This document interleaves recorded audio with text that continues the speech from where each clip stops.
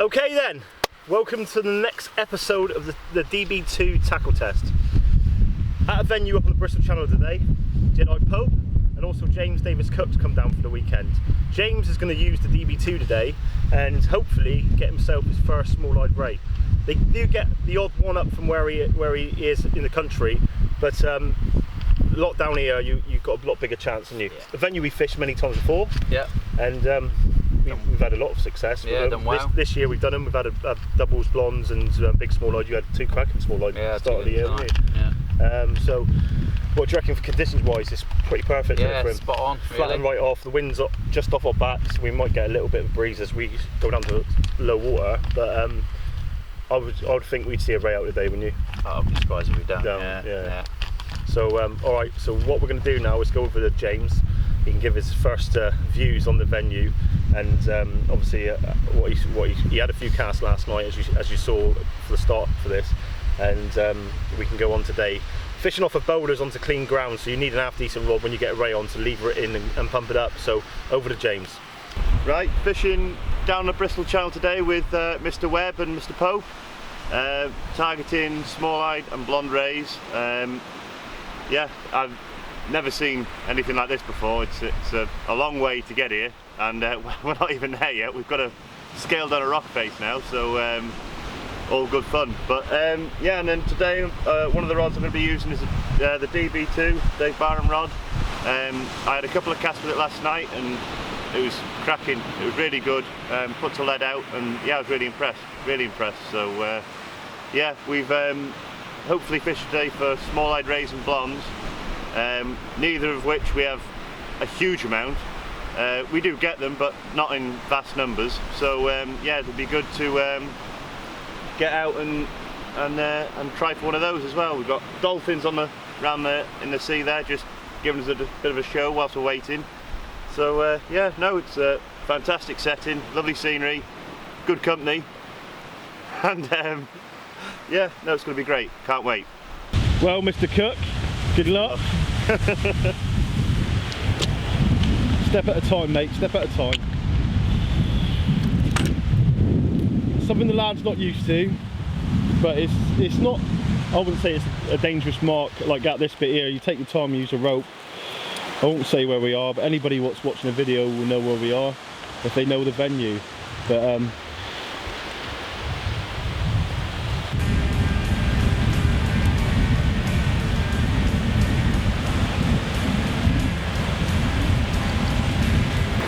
don't know if you can see, ladies and gents, I've got Mr. Pope's head just poking up over the top of the rock there, and Andy.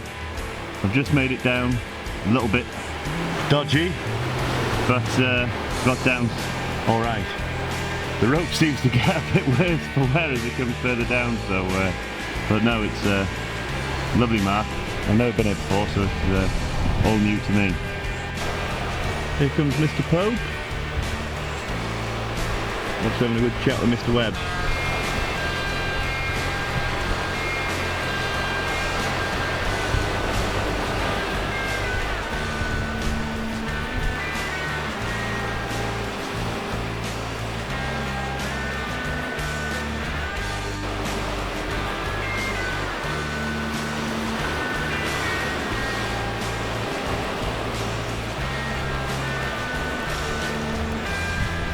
I think Andy's got too much energy. You can carry my rods on the way back up.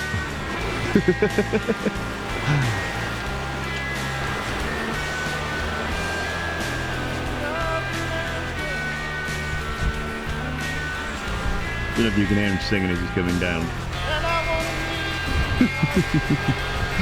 He's off his head.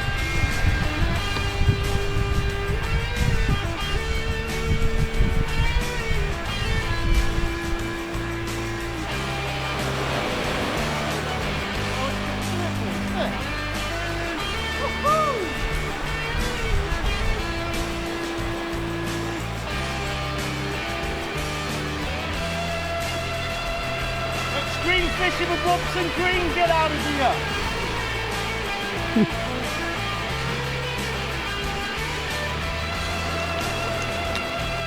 Yeah, Mr. Robson Green, if you're watching this, you want some UK action with string fishing, you come and see the boys. Yeah, bit of abseiling, a bit of gorging, a bit of wading. And if you catch something, we'll go and eat cakes.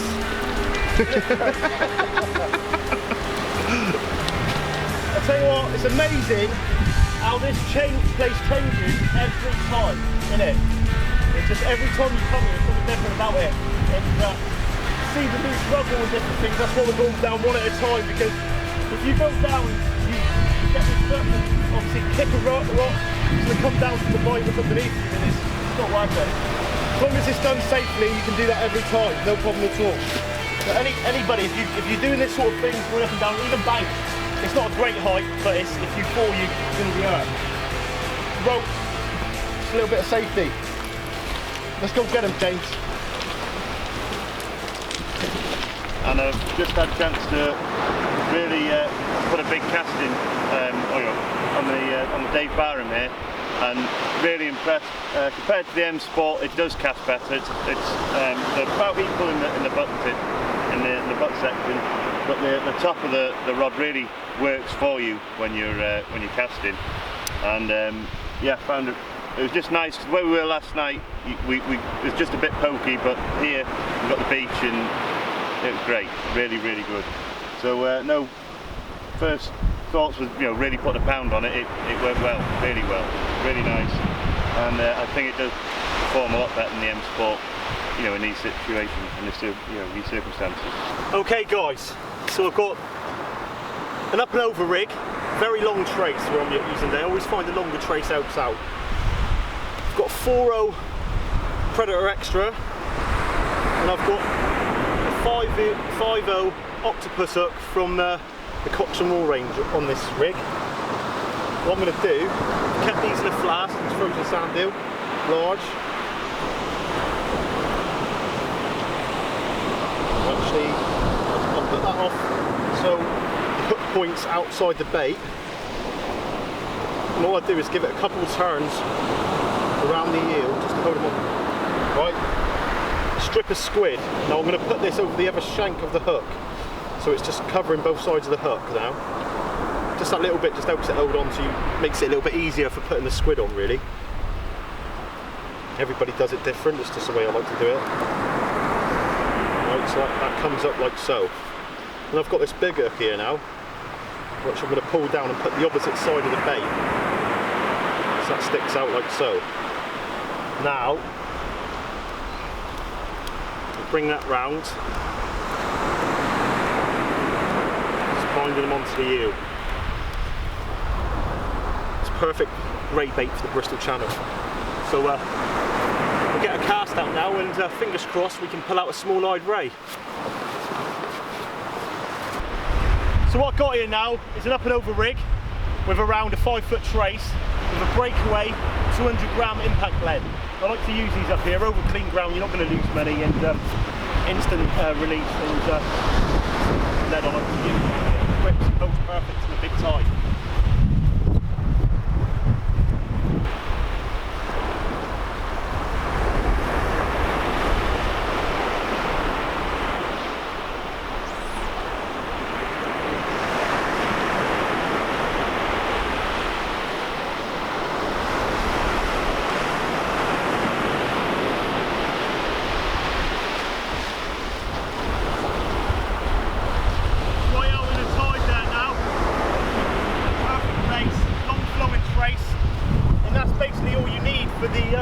For the raise.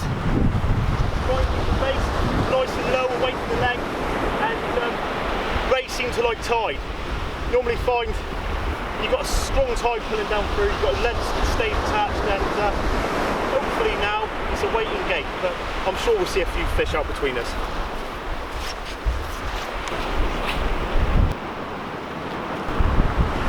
Yeah, it's a little tote. Get a few of them up here this time of year.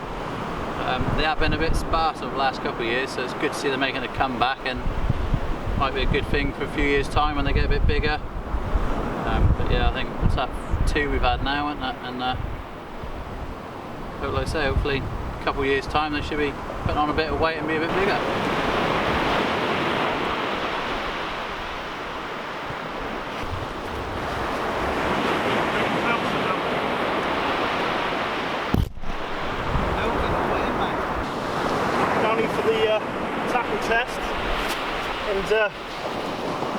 Cox and Raw 5.0 Chinook topper once again. He's only little, but target species achieved. Second one out so far, so we're going to get him in the rock pool, ready for a little photo later on. Here you are, small light ray fishing at its best. Small being the main word, I think. Yeah, very small being the word. It's been hard going so far. The tide's just about to change, and we've got them in the rock pool here, so we'll get a couple of photos and we'll get these two released to fight another day. But hopefully they get a lot bigger. What do you reckon? Fingers crossed. Yeah, let's hope so. But target achieved, never mind. There you go. Two small lines. I'm going to return them because I've got my waders on. I don't want to get pokey with wet feet. Quickest get past.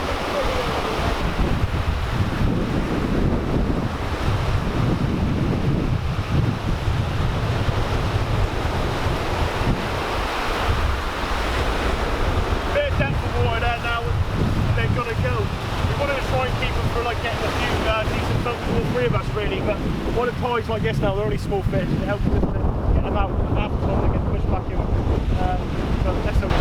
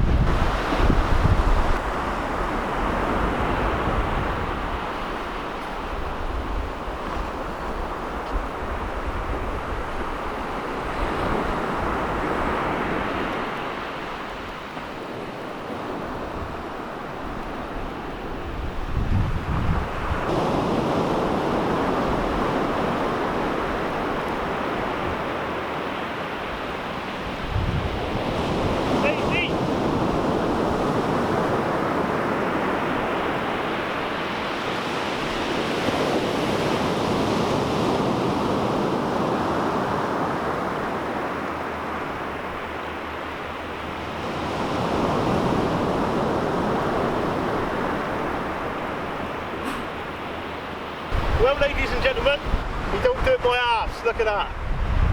Double shot schoolie bass on a pedal. Is that sand deal now? Yeah. Sand deal bait. Kenny up the way with Steve Arnold just had a 6.5 pound bass. So it's another cracking bass. And we've had a couple of rays out. Shag's just had a small tote. Little miniature one. It's nice to see him actually, because years ago I used to get loads of them up here, and I haven't seen this first one I've seen him for a little while, but we'll get these little schoolies returned now. Got the DB2 here, Dave Barham 2, and I've got a large sand eel and squid bait, and we're going to put this out now, so here we go.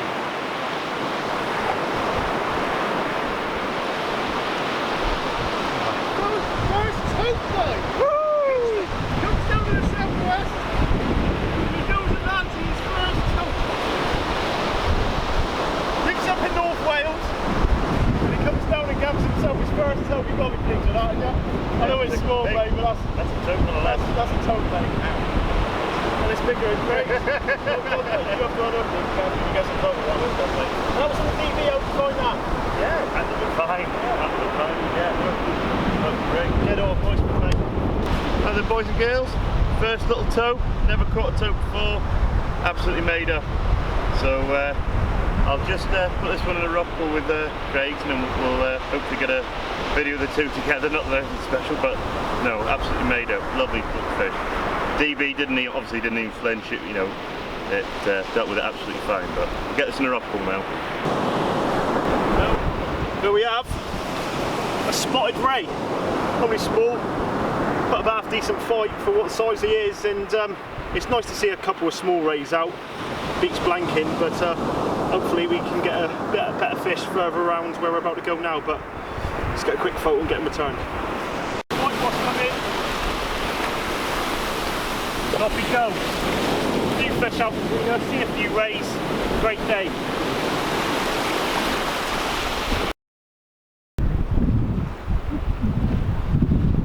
It's just nice to get a few different opinions from a few different anglers. At the moment, James is used to the Icon M Sports, and he's also got a pair of the Zipflex M427 high flexes. Yeah. So, how would you compare that rod to the two rods that you own and cast? It's similar to this. You know, it bends in the right place. I mean, this is probably a bit softer than the Dave Barham.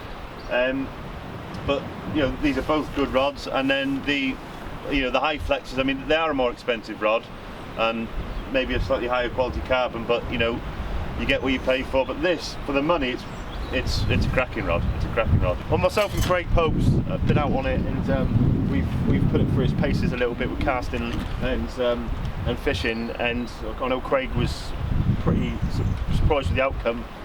For the money of the rod as well, you've got a decent rod there. To be fair,